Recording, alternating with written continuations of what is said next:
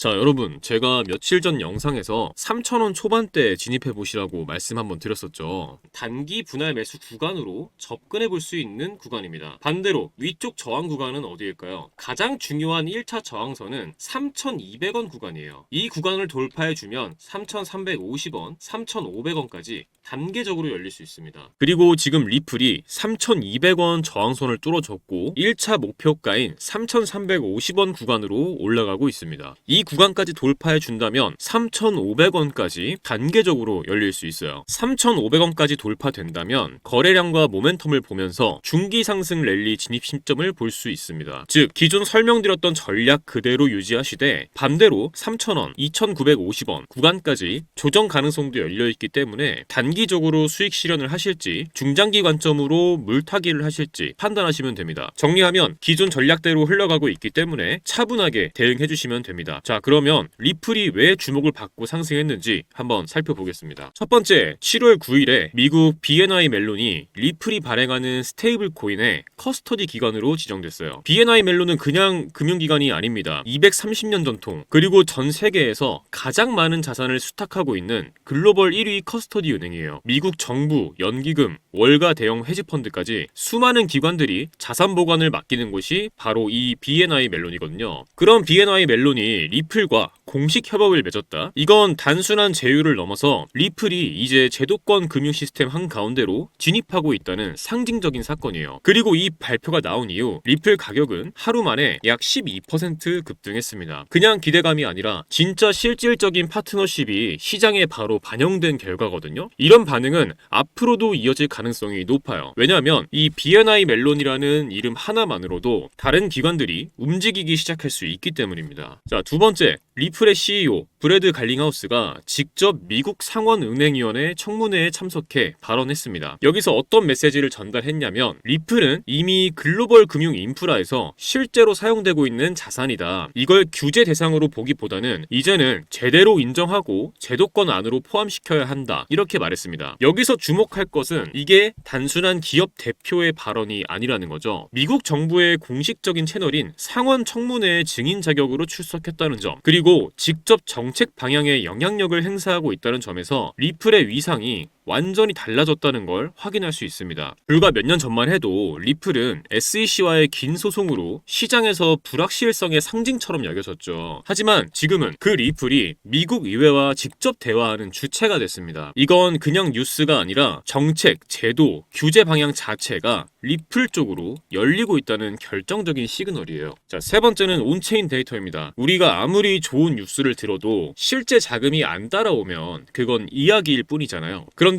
지금 리플은 데이터로도 실제 돈이 들어오고 있다는 걸 보여주고 있습니다. 현재 리플을 보유한 지갑 수는 664만 개를 넘었습니다. 또한 25년 상반기 동안 83만 개의 새로운 지갑 주소가 추가됐어요. 이건 단순히 관심을 넘어서 실제 리플을 구매하고 보유하려는 사용자 수가 급증하고 있다는 의미이기도 합니다. 자, 여기서 끝이 아니에요. 파생시장 데이터도 확인해 보면 오픈 이자는 최근 몇 주간 33% 이상 증가했고 펀딩비도 음수에서 양수로 전환됐어요. 무슨 말이냐? 롱 매수 포지션이 늘어나고 공매도보다 매수 쪽에 돈이 더 몰리고 있다는 뜻입니다. 즉 단순히 사놓고 기다리는 사람이 늘어난 게 아니라 시장 참여자들이 실제로 상승에 베팅을 시작했다는 것이에요. 자, 온체인 지갑수 증가, 파생상품 베팅 증가, 이 두 가지는 상승장 초입에서 자주 나타나는 전형적인 흐름입니다. 그래서 지금 리플 단순히 잠깐 오르는 게 아니라 진짜 펀더멘탈이 움직이고 있는 상승 초입이라고 볼 수 있어요. BNI 멜론과의 파트너십, 상원 청문회 출석, 온체인과 파생시장 흐름까지 제도권 자금이 들어오고 있고 시장은 그걸 반영하기 시작한 겁니다. 지금이 리플에 대한 시각이 바뀌는 구간이고 우리에겐 이 흐름을 차분하게 타고 갈 기회가 생긴 거죠. 결국 중요한 건 세워놓은 전략 안에서 얼마나 흔들리지 않고 대응하느냐입니다. 중요한 지지선만 잘 지켜준다면 지금의 상승은 단기 반등이 아니라 중기 상승 랠리의 시작점이 될 수도 있다는 점 기억해 두시면 좋겠습니다.